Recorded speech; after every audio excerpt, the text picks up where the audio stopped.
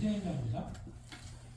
정비사업과 관련된 규제를 2017년에 파리 대책으로 발표합니다.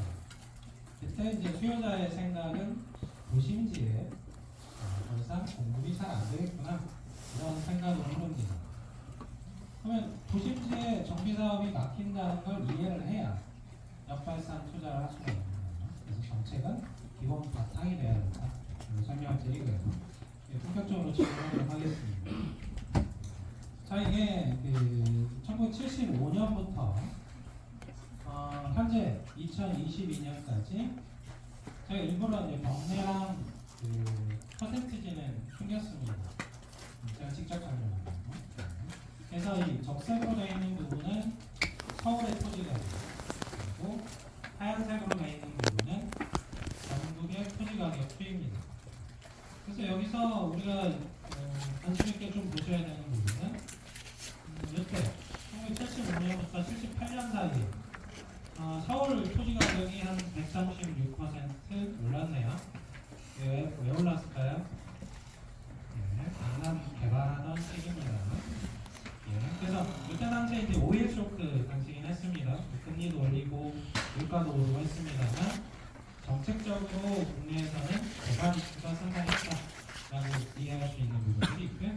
그리고 추가적으로 관심 있게 보셔야 되는 부분은 이렇게 하락기가 크게 세 번 있습니다. 적색으로 표기된 부분을 보시면 92년에서 95년 사이에 한번 하락을 했었고요. 그리고 98년, 2008년 이렇게 있습니다. 그래서 크게 토지 가격은 작년에도 금리 충격에도 하락하진 않았습니다. 물론 이제 공시가격을 기준으로 하게 되면 임의적으로 끌어내리는 게 있습니다. 그래서 크게 세 번 하락했는데 저 2008년과 98년은 다 이해하고 계십니다. 왜 하락했는지. 근데 92년과 94년 사이에 왜 하락했나 라는 부분들은 잘 모르시는 경우가 많아서 한번 설명을 드릴게요. 이때 당시에 이제 1기 신도시 개발 이슈가 있어서 공급량을 크게 늘리겠다 하는 것도 있었습니다만 사실 금융실명제, 부동산 실명제 그래서 금융 쪽에서 시스템적인 변경이 있을 때 토지 가격도 하락한다 정도에서 이해하시면 좋을 것 같고요.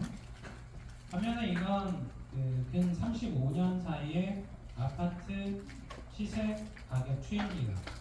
보시면 변동성이 좀 더 크게 토지 가격 대비 변동성이 좀 크게 나타나는 부분들 하나 확인하실 수 있고요. 추가적으로 이런 시스템적인 위기가 있을 때 하락기가 좀 더 긴 형태들을 보이고 있습니다. 아파트 시장이 시장에 대한 민감도가 훨씬 크다. 그리고 하락기에 진입하면 지속기간이 좀 긴 패턴을 보였다 하는 부분을 볼 수 있는데 반면 주거용 쪽은 저 2022년에 금리 충격이죠. 금리 충격에 의해서 하락기를 경험을 합니다. 그리고 올해 들어서 중심지 중심으로 회복 속도가 굉장히 빠른데 이 세 번의 지난 한 50년 사이의 세 번의 하락기에서의 시스템적인 위기 국면이었는지에 대해서는 좀 한번 생각을 해보셔야 되는 상황입니다. 금리가 급격하게 오른 게 시스템적인 변경을 유발하는 건지에 대해서는 좀 고민이 필요하다라는 부분을 설명드리고요. 자, 그래서 이제 우리가 경제학에서 많은 부분들을 배웁니다.